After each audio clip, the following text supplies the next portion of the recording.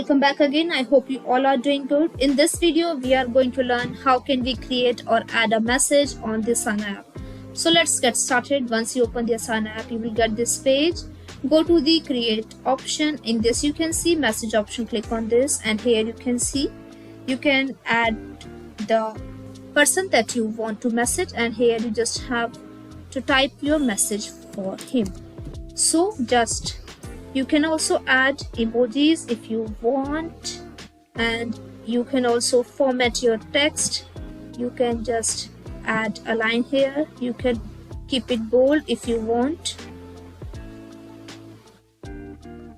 You can record a video from here if you want, and you can also mention him, and you can attach a file or paste an image. Click on this, and if you want, you can just add an image here.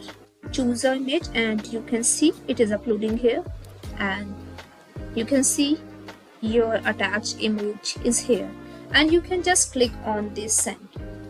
So now message has been sent, you can see here.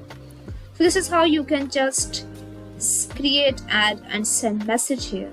So that's it for this video, guys. I hope it was great help to you. Thanks for watching this, and I will see you in the next video.